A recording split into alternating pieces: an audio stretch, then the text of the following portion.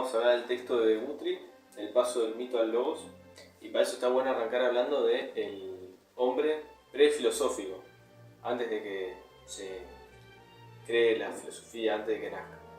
Bueno, para ellos el mundo era caótico, era inconsecuente. La explicación de los fenómenos naturales como la lluvia o nuestras emociones, nuestros impulsos, todos estos hechos eran personales, o sea, se basaban en dioses que eran casi humanos, tenían emociones, impulsos, pasiones, caprichos, eran casi humanos, podría decir antropomórficos, por decir una palabra, y bueno, los humanos éramos sometidos de una forma arbitraria por ellos. Podrías tener una relación con ellos, como por ejemplo dice Guthrie acá: si A prospera mientras su vecino B se arruina, esto sucederá porque uno se ha granjeado el favor de un dios y el otro en cambio su enemistad. Bueno, una razón muy importante por la que las divinidades eran necesarias para los hombres era proporcionar una excusa a sus propios impulsos, darle como una explicación a sus propios deseos fuera de sí mismos. En vez de tener responsabilidad, se la daban a esos mismos dioses. Esta visión religiosa daba una respuesta a todo. Por lo tanto, ellos no necesitaban filosofar ni buscar razón, y estaban estancados dentro de estos mitos. La filosofía griega tuvo su concepción cuando solo tuvo la convicción de que el caos aparente de los acontecimientos oculta un orden subyacente.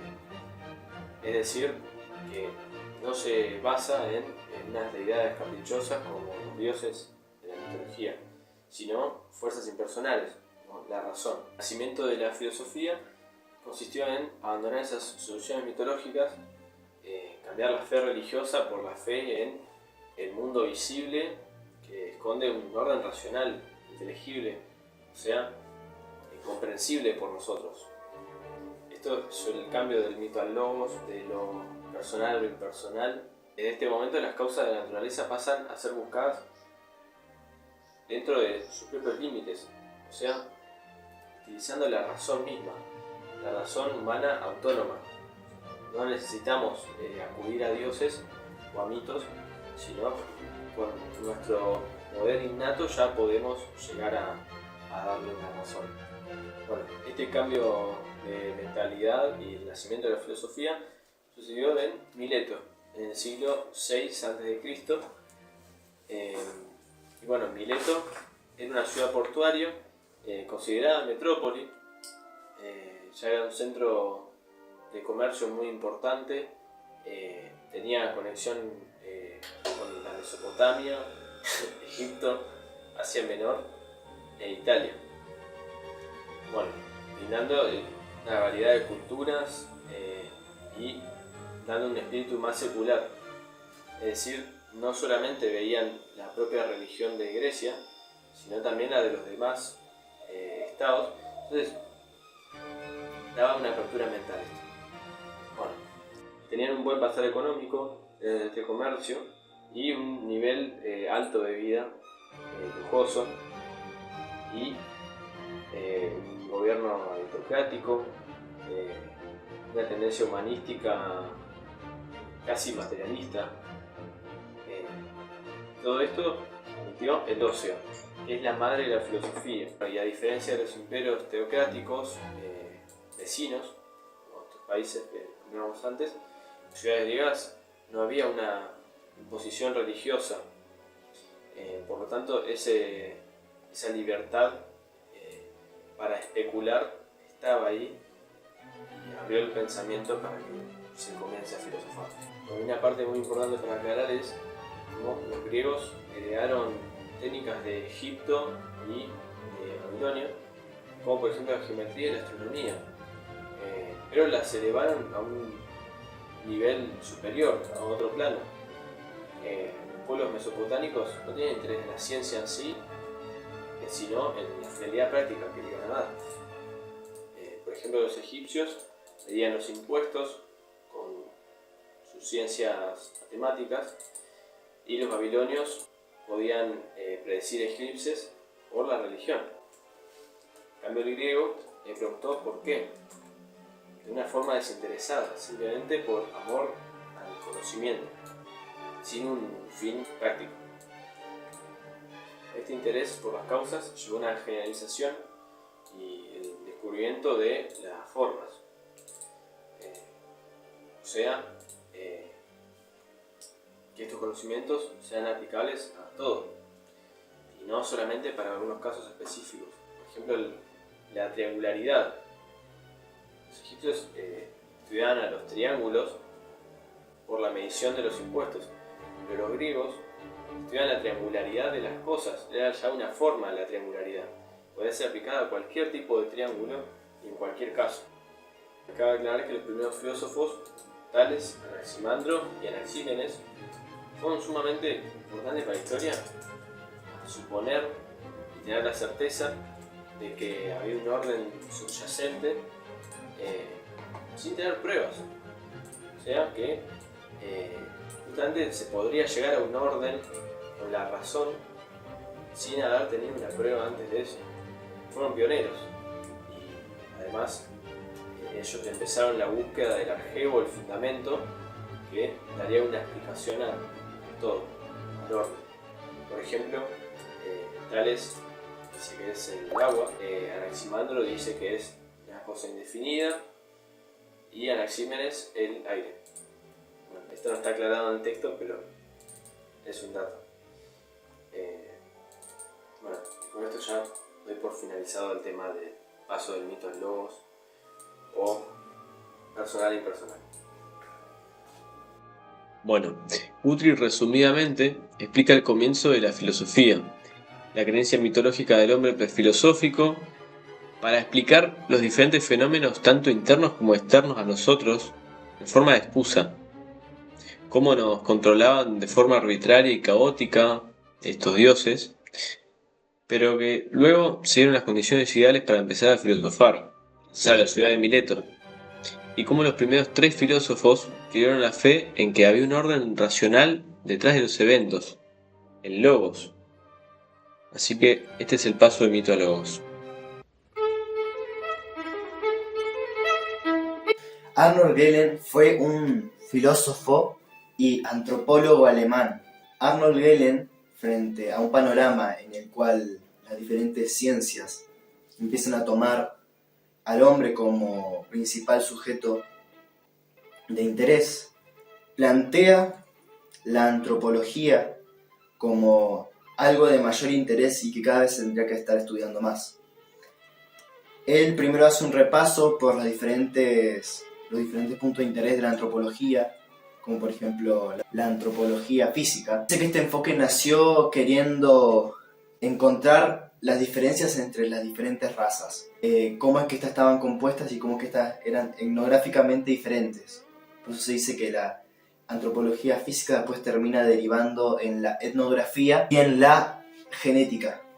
Después está la antropología social, la cual se pregunta qué relación hay entre los diferentes sujetos y sus estratos sociales y cómo es que estos genes, los genes de estas estirpes sociales, pueden tener relación con diferentes patologías. Por último, él dice que hay una antropología cultural, la cual tiene un enfoque, primero que todo, anatómico-biológico y después etnográfico-cultural. Por último, él termina dando paso a la antropología filosófica. El hombre empieza a preguntarse qué es lo que lo hace diferente del resto. ¿Qué es ser un humano? ¿Qué es lo que nos hace diferente del resto de seres? ¿Cuál es la esencia del humano? Todo empieza por la teología. La teología tiene una vista antropológica, en la cual dice que el hombre tiene cuerpo, que es creado por Dios, y una mente o alma, la parte inmortal del humano, que también es creada por Dios. Entonces, en el siglo XVII, Descartes plantea un punto de vista dualista, en la cual dice, bueno, religión la tomamos aparte, la ponemos en un paréntesis. El hombre está compuesto por dos partes, la parte extensible, parte material del hombre, la cual él llama res extens, y por otro lado la parte consciente, la parte de la inteligencia del hombre, que él llama alma. o res cogitans, la parte de la sustancia consciente del hombre. Esta declaración que hace Descartes le sirve después a diferentes ciencias para ser agrupadas en dos grupos. Por un lado, la parte que estudiaría la parte extensible de la realidad, ya sea física, biología y todas estas diferentes ciencias naturales. Y después la parte sociológica, las ciencias sociales, que estudiarían esta parte de la res cogitans del hombre. Más adelante se trata de volver a esta parte espiritual del hombre con el idealismo, dejando de lado el dualismo cartesiano propuesto por esta filosofía de Descartes. Max Scheler, por otro lado, propone la diferencia desde un lado no tan filosófico, sino que él dice, ¿cuál es la diferencia entre el hombre y el animal?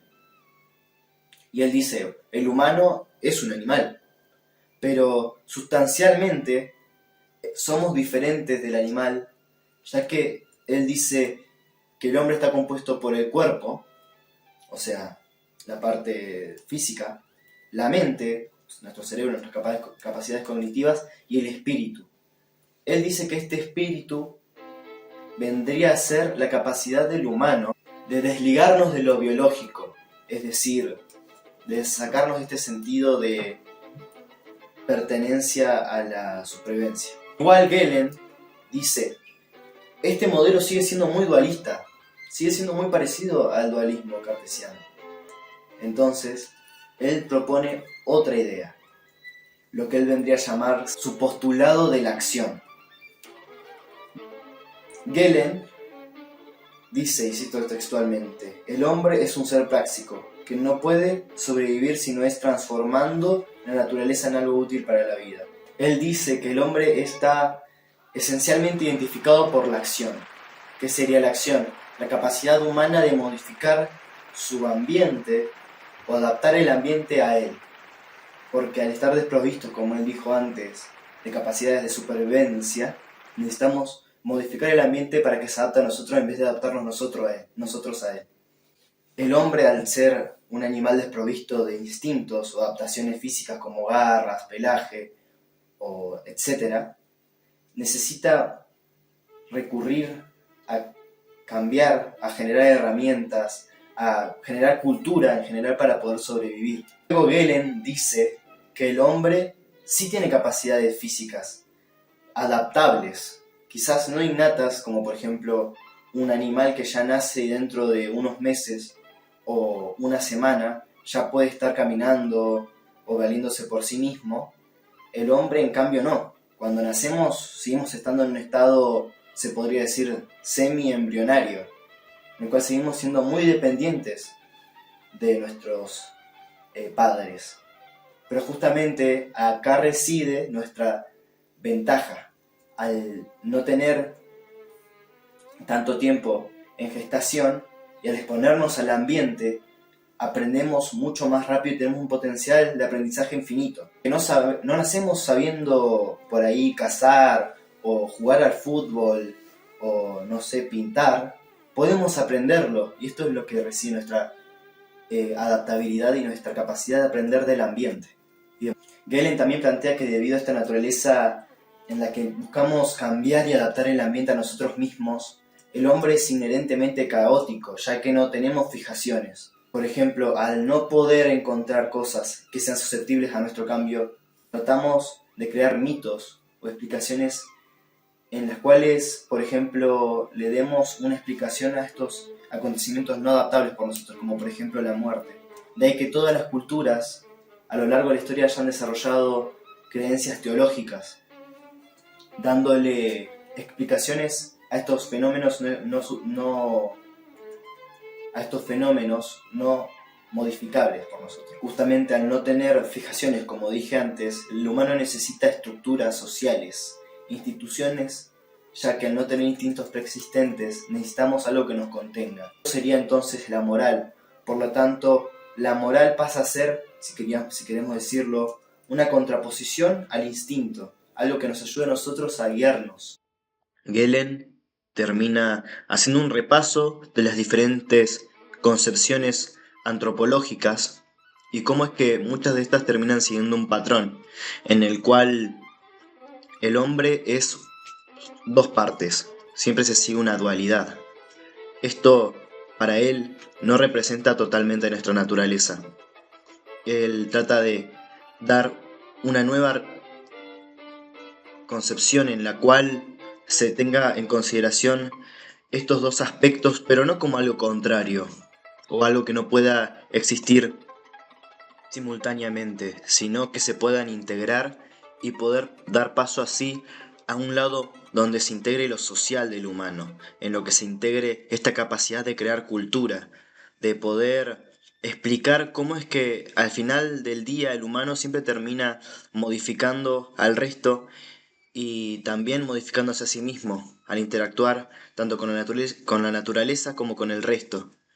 Ahí también se explica esta necesidad implícita en el humano de interactuar con el resto y formar relaciones para así también tener un método de contención en el que no suframos de esta inestabilidad que para Galen es inherente en el ser humano, al ser seres que no tenemos algo previamente establecido en nuestra ley moral.